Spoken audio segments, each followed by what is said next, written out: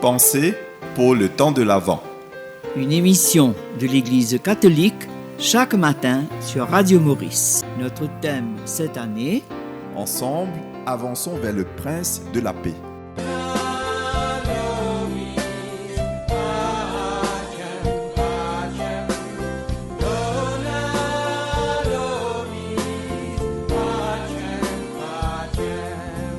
Chers auditeurs, bonjour. En ce troisième dimanche de l'Avent, c'est le dimanche de la joie.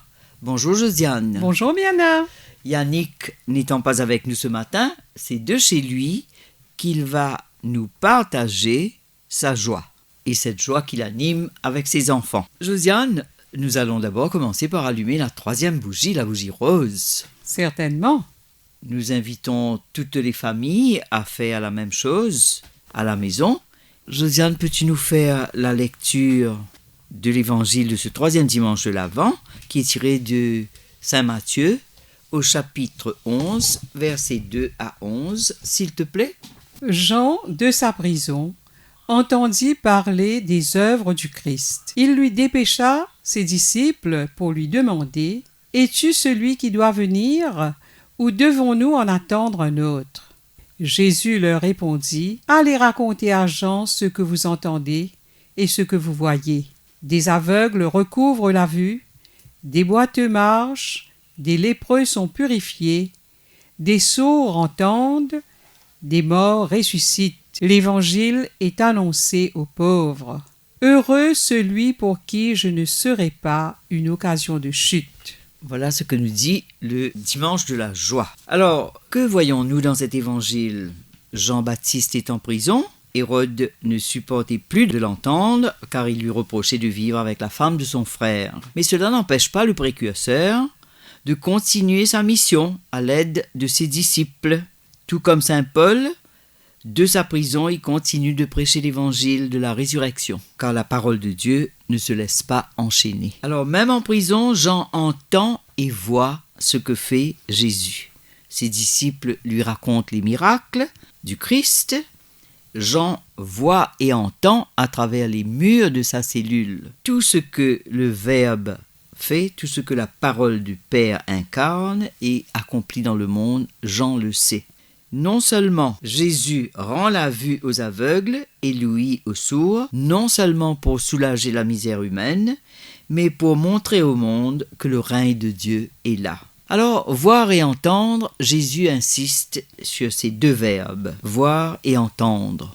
Il rend la vue aux aveugles et l'ouïe aux sourds. Toute la vie éternelle que Jésus est venu nous apporter consiste en ceci, voir et entendre. Ce que nous avons entendu, ce que nous avons vu de nos yeux, nous vous l'annonçons, dit Jean. Et éternellement dans le ciel, nous continuerons de voir Jésus et nous entendrons sa parole de vie. Jean-Baptiste est le plus grand de tous les prophètes, car il annonce et révèle au peuple juif le Messie. Il dit: « Voici l'agneau de Dieu ». Jean-Baptiste dira: « Il faut qu'il croisse et que je diminue ». Alors notre vocation en tant que baptisés est là. Nous devons tous être prophètes et être des interprètes de la parole de Dieu, et toute notre vie doit refléter l'amour de Dieu afin que le monde se convertisse et reconnaisse que le règne de Dieu est là. Alors soyons des chrétiens joyeux. Et je vais te poser une petite question. Pour le carême et pour l'Avent, il y a un dimanche de la joie, où les prêtres s'habillent de rose et non de violet. Comme tu vois, aujourd'hui la bougie est rose, nous nous sommes mis en rose nous aussi.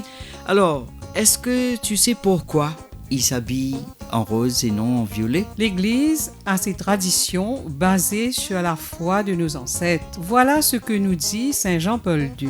Dieu est proche de nous, plein de compassion, attentif, miséricordieux.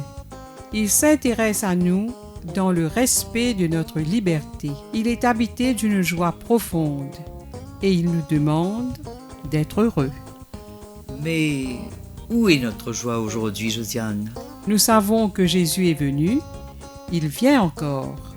Et ce dimanche est comme une pause, une anticipation de la joie de Noël. Ce ne sont pas seulement les catholiques qui préparent Noël, Miana. Non. c'est tout notre environnement. Tu as raison. Les mairies installent des sapins. Les magasins préparent leurs vitrines pour attirer les clients. Oui. Les jeunes ouvrent leur tirelire pour faire les surprises à ceux qu'ils aiment.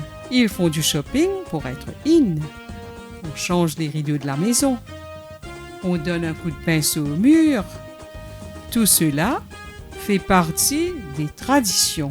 Et cela nous rend heureux. Pas vrai? Oui. Alors, nous avons ce matin Yannick au téléphone. Comment se passent les préparatifs de Noël avec ta famille, Yannick? Bonjour Miana, bonjour Josiane et bonjour chers auditeurs. Je regrette malheureusement de ne pouvoir être des vôtres ce matin. En tant que père de famille, c'est toujours une grande joie de se préparer pour la fête de Noël. Pour tout le monde, c'est le temps des emplettes.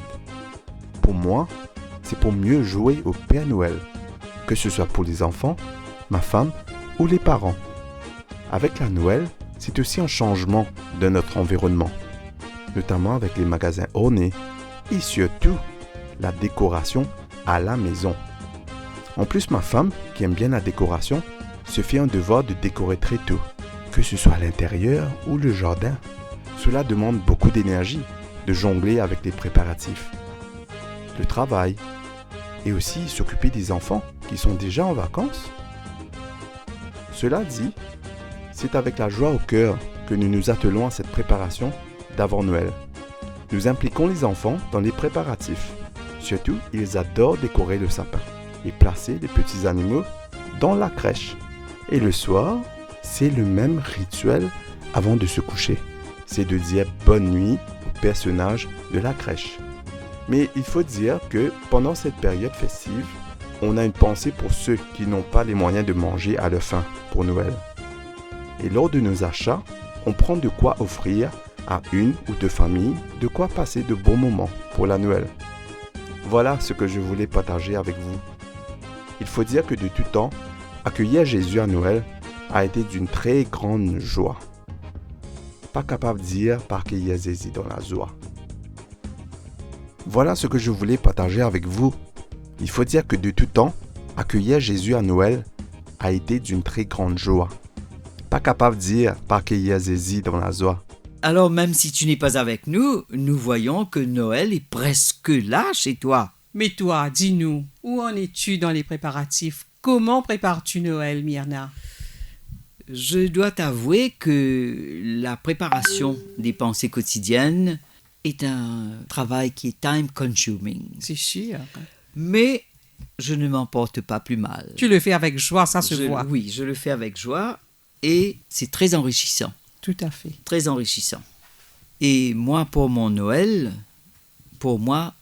c'est le partage. Nous avons vécu avec ma famille beaucoup de Noël très heureux. Mais depuis le confinement, on s'est rendu compte qu'il y avait beaucoup de démunis dans tous les milieux. Et cela m'a fait réfléchir. Tout le monde a le droit d'être heureux, mais il y en a qui n'ont pas les moyens.